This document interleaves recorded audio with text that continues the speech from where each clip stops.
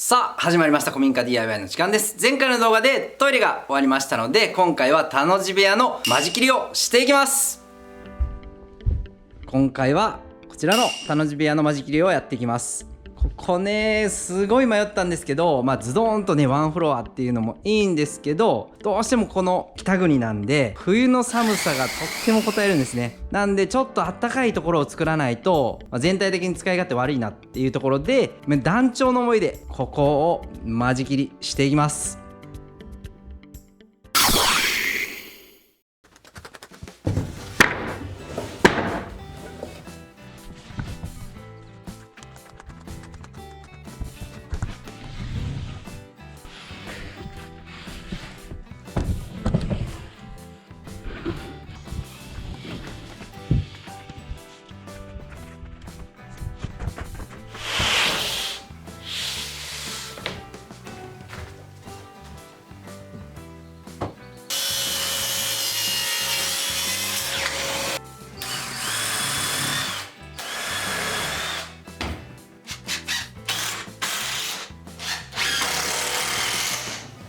柱がちょっとね 10mm ぐらい倒れてるので、この間仕切りの柱をレベルを出したんで、これを基準に壁を作っていきます。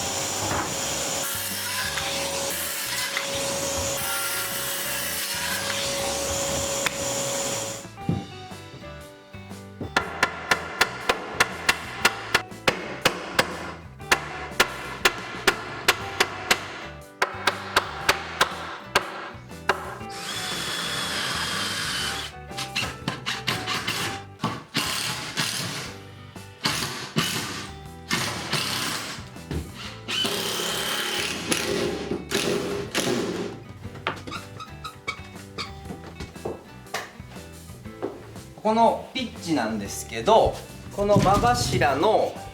後で最後表面にこういう風に石膏ボードを貼り付けていくんですけど、この幅が910なので、この幅を910にとって、この石膏ボードがドンって置かれた時にちょうどここのセンターになるようにしたいんですね。で次の石膏ボードがまたここからスタートして910なので、この910ピッチでこの柱を立てて、でその真ん中に強度を出すために455のところに間の柱をつけていくっていう流れです。1個柱が決まった後はこういう風に417ピッチのものをドンと置いて、グッと押し当てながらビスを打っていくとこう動かなくてやりやすいです。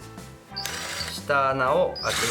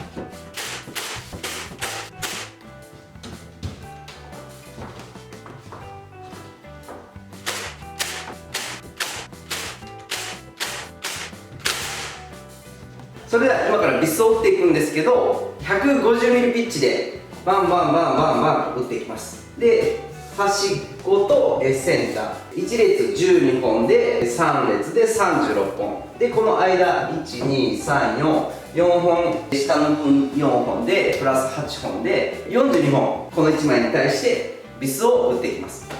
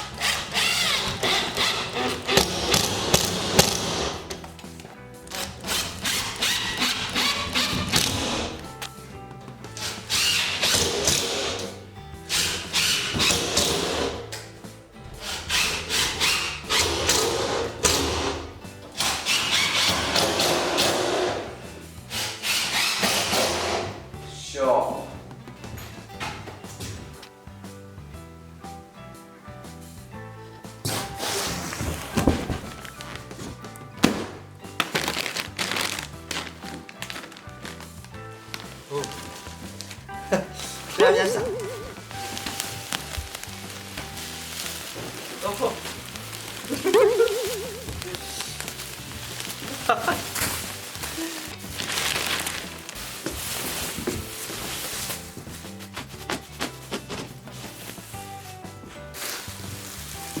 それでは断熱材を入れていきます。こちらは室内があんまり関係ないのかな、こういうの。よいしょ。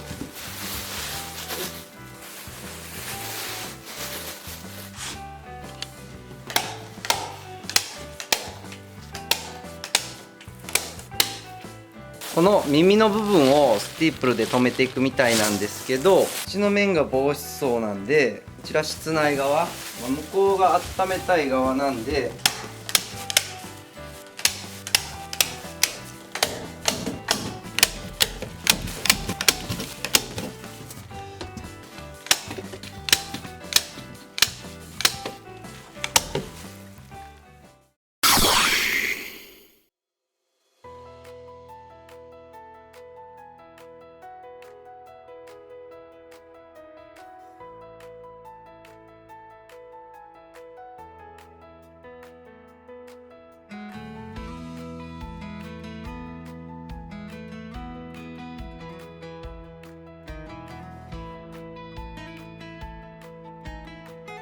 最後までご視聴ありがとうございます。